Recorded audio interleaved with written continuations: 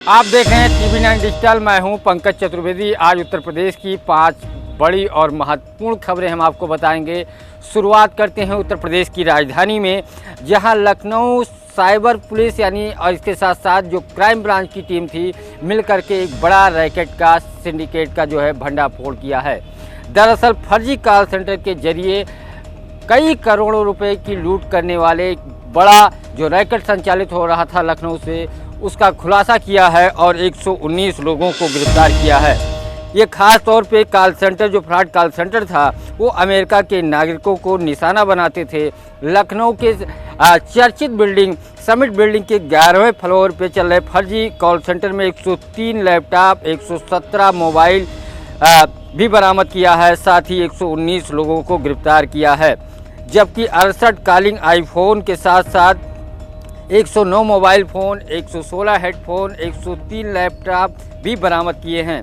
Cyber crime चौकी और साथ साथ साइबर जो थाना है, उसकी संयुक्त छापेमारी में ये कार्रवाई की गई है। फिलहाल BNS IT एक्ट और टेलीकॉम के विभिन्न धाराओं में मुकदमा दर्ज करके 119 लोगों को गिरफ्तार कर लिया गया है।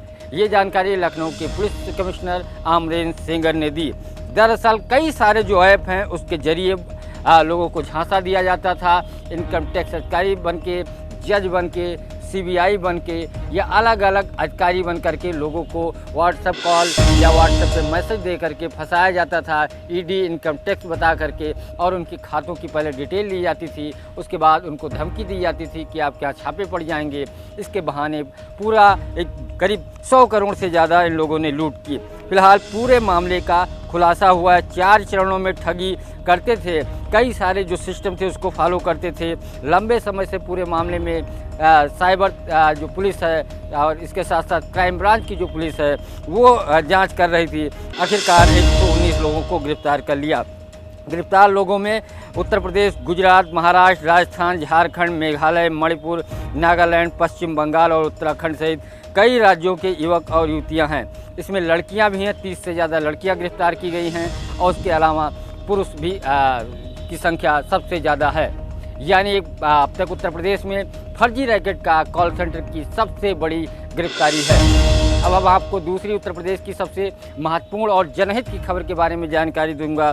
दरअसल उत्तर प्रदेश यूपीपीसीएल कॉरपोरेशन ने एक बड़ा निर्णय लिया है। अब उत्तर प्रदेश में बिजली के रेट इस साल भी नहीं बढ़ेंगे और यह 7वां साल है जब उत्तर प्रदेश में बिजली के दाम में बढ़ोतरी नहीं हुई। हाँ, हालांकि कुछ फ्यूल को लेकर के अलग अलग महीने में जो सरचार्ज लगाया जाता है वो लगाया गया, लेकिन उसका भी जो याचिका है वो विद्युत नियामक आयोग में चल रहा है और विद्युत नियामक आयोग ने उसको अमान्य घोषित कर दिया है। यानी वो भी फैसला वापस होगा। साथ ही नोएडा में 10% रिबेट भी जारी रहेगी और उपभोक्ताओं के लिए बड़ी राहत है। दरअसल उत्तर प्रदेश में बिजली की किल्लत थी और इसके साथ साथ बिजली के दाम बढ़ाने से उपभोक्ता नाराज थे। दूसरी तरफ उत्तर प्रदेश का 2027 का चुनाव भी नज़दीक है। ऐसे में बीजेपी के नेताओं ने, जिनको चुनाव लड़ना है, उन्होंने राहत महसूस की होगी। दरअसल जनता इस मुद्दे पे उनसे सवाल पूछती है और काफ़ी दिनों से चर्चा चल रही थी कि रेट बढ़ाया जाएगा, लेकिन विद्युत नियामक आयोग ने यूपीपीसीएल के प्रस्ताव में रोक लगा दी। यानी अब विद्युत बिल में कोई बढ़ोतरी नहीं होगी। जैसे विद्युत का जो रेट था 5 रुपये, 6 रुपये, 7 रुपये अलग अलग श्रेणियों का, वैसे जारी रहेगा। 2027 के विधानसभा चुनाव को लेकर के बीजेपी के राष्ट्रीय अध्यक्ष नितिन नवीन और संगठन महामंत्री BL संतोष उत्तर प्रदेश के दौरे पे आने वाले हैं। ये दौरा उनका जुलाई के पहले सप्ताह में माना जा रहा है। 4 से 5 जुलाई के बीच में उनका संभावित कार्यक्रम है और ये कार्यक्रम ऐसे समय लगा है जब उत्तर प्रदेश बीजेपी की नई टीम बनकर तैयार हो गई है। सामाजिक, जातीय और क्षेत्र का संतुलन बना करके नई टीम घोषित की गई थी। उसके साथ बैठक होगी। हारी हुई जो विधानसभा 2022 में थी, उसकी समीक्षा की जाएगी। बूथ मैनेजमेंट से लेकर सोशल इंजीनियरिंग पर भी चर्चा होगी। लखनऊ के कई सारे प्रबुद्ध लोगों से नितिन नवीन, BL संतोष 1 to 1 यानी मुलाकात करेंगे, चर्चा करेंगे। उसके बाद सूबे के मुख्यमंत्री योगी आदित्यनाथ, प्रदेश अध्यक्ष पंकज चौधरी, संगठन महामंत्री जो उत्तर प्रदेश के हैं धर्मपाल सिंह, दोनों डिप्टी CM ब्रजेश पाठक, केशव प्रसाद मौर्य सहित कई सारे वरिष्ठ नेताओं से उनकी मुलाकात और बैठक होगी। 2027 का एक तरीके से रोड मैप तैयार होगा। दरअसल 2027 में बीजेपी जो 2022 में प्रदर्शन था उससे बेहतर करने की पूरी कोशिश में जुट गई है। यही कारण है कि नितिन नवीन और BL संतोष का दौरा है। एक तरीके से चुनावी शंखनाद है, पूरी तैयारी के साथ 2027 के चुनाव में उतरने की तैयारी कर रही है। चुनाव का समय अभी जरूर 7 से 8 महीना बाकी है, लेकिन बीजेपी कई सारे बड़े निर्णय जल्दी लेगी। खास तौर पे कैसे लोगों के बीच जाए या बूथ लेवल पे क्या स्थिति है, उसकी माइक्रो मैनेजमेंट की एक तरीके से ज़बरदस्त तैयारी की जाएगी। सोशल इंजीनियरिंग पे चर्चा होगी। जो 4 सबसे महत्वपूर्ण बात यह है कि 2024 के लोकसभा चुनाव में जो हार हुई उसकी भरपाई पे रणनीति बनेगी। बूथ स्तर पे सोशल इंजीनियरिंग के साथ बैठक होगी। संगठन और सरकार यानी उत्तर प्रदेश में कैसे तालमेल बैठाया जाए, इसको लेकर के भी चर्चा होगी। वोटर आउटरीच प्रोग्राम को लेकर के भी यानी विपक्ष के जो नैरेटिव है उसको काटने पे चर्चा होगी। माना ये भी जा रहा है कि राम मंदिर विवाद पे जो चल रही, जिससे बीजेपी का नुकसान या नफ़ा क्या हो रहा है, इस पे चर्चा होगी। क्योंकि लगातार ये चर्चाएं हैं कि बीजेपी का इस मुद्दे से ख़ास तौर पे 2027 या आने चुनावों में इसका असर पड़ेगा, तो इसकी काट के लिए रणनीति भी बनेगी। महिला पहलवानों द्वारा लगाए गए एवं शोषण के आरोप को लेकर के ब्रजभूषण शरण सिंह के यानी जो मामले की सुनवाई चल रही थी वो पूरी हो गई है।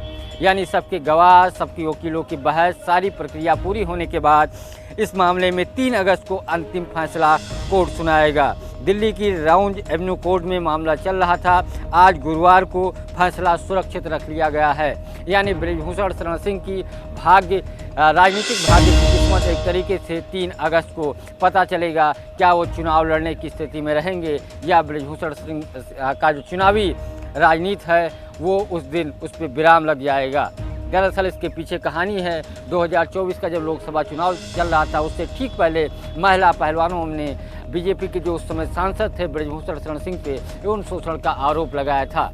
उसके बाद उनका टिकट कट गया, उनके बेटे को टिकट मिला। उनके बेटे कैसरगंज से सांसद हैं, लेकिन ब्रजभूषण शरण सिंह तभी से पार्टी से एक तरीके से साइडलाइन हैं। समय समय पर वो अपनी ही सरकार यानी उत्तर प्रदेश सरकार को घेरते भी हैं, जिससे सरकार से भी उनके बेहतर तालमेल नहीं है। कई मौके ऐसे आए जब सरकार और पार्टी की लाइन से अलग बोले, अखिलेश यादव और सपा की तारीफ की। तो कुल मिलाकर के 3 अगस्त को तय होगा ब्रजभूषण शरण सिंह राजनीति में बने रहेंगे या उनसे कोई ऐसा फैसला आएगा, सज़ा सुनवाई जाएगी, मामले साबित होंगे, तो फिर उनके राजनीतिक जीवन पर विराम भी लग सकता है। चरखड़ी से बीजेपी विधायक ब्रजभूषण राजपूत कल कहीं जा रहे थे और उनकी गाड़ी का एक ट्रक से टक्कर हो गया। हालांकि वो बाल बच गए, लेकिन उनके पिता गंगाचरण राजपूत ने आरोप लगाया है कि मेरे बेटे को मारने की साजिश हुई है। उन्होंने आज बाकायदा बयान दिया है और पुलिस को एप्लीकेशन भी दिया है। साथ ही उनके पिता ने ये भी आरोप लगाया कि जान माल की सुरक्षा को लेकर के पुलिस को पहले भी अवगत कराया जा चुका है। बीजेपी प्रदेश अध्यक्ष को 2 महीने पहले पत्र लिखा जा चुका है। आज उन्होंने बाकायदा फिर से बयान जारी किए हैं। दरअसल ब्रजभूषण राजपूत चर्चा उस समय में आए जब 2 महीना पहले अपने ही सरकार के मंत्री स्वतंत्र देव सिंह को घेर लिया था और ख़ास तौर पे जल जीवन मिशन की जो योजनाएं चल रही थी उनके विधानसभा में बेहतर नहीं थी। कहीं पानी नहीं आ रहा था, कहीं पाइप डालने की वजह से जल जीवन मिशन की योजना की वजह से सड़क खुली पड़ी हुई थी। इससे वो जब स्वतंत्र देव सिंह दौरे पे गए तो अपने समर्थकों के साथ सवाल किया, दोनों में छींटाकशी हुई। स्थिति ये हो गई कि स्वतंत्र देव सिंह को वहाँ से हटना पड़ा। हालांकि डीएम कार्यालय में बैठक हुई, उसके बाद दोनों तरफ से बयान जरूर जारी किए गए, सब कुछ सामान्य है। लेकिन उस मामले को लेकर के ब्रजभूषण राजपूत को तलब किया गया और उनसे बातचीत की गई। दूसरी तरफ स्वतंत्र देव सिंह ने आश्वासन दिया कि 15 दिन में सभी कार्य पूरे कर लिए जाएंगे। तभी से ब्रजभूषण राजपूत और स्वतंत्र देव के बीच बेहतर संबंध नहीं बताए जा रहे हैं और ख़ास तौर पे जल जीवन मिशन को लेकर के यूपी सरकार के जो मंत्री हैं स्वतंत्र देव सिंह कई सारे बीजेपी विधायकों के निशाने पे थे क्योंकि उनके विधानसभा में काम नहीं हो पा रहा है। इसको लेकर के चूँकि उनको चुनाव लड़ना है, जनता शिकायत कर रही है, कहीं सड़क नहीं बन पा रही खुदाई की वजह से, पाइप पड़ने की वजह से, कहीं पानी नहीं आ रहा है, जिसकी बार शिकायत के बाद काम नहीं हुआ। कई जगह अधिकारियों ने भी जाँच की और चीज़ें पुष्टि भी हुई। उसके बाद ये जो हादसा हुआ उनके साथ जो एक्सीडेंट हुआ जिसमें बाल बच गए, इसको लेकर के उन्होंने आरोप लगाया है। हालांकि आरोप में उन्होंने किसी का नाम नहीं लिया है। आज की खबरों में इतना ही, मुझे दीजिए इजाज़त, नमस्कार।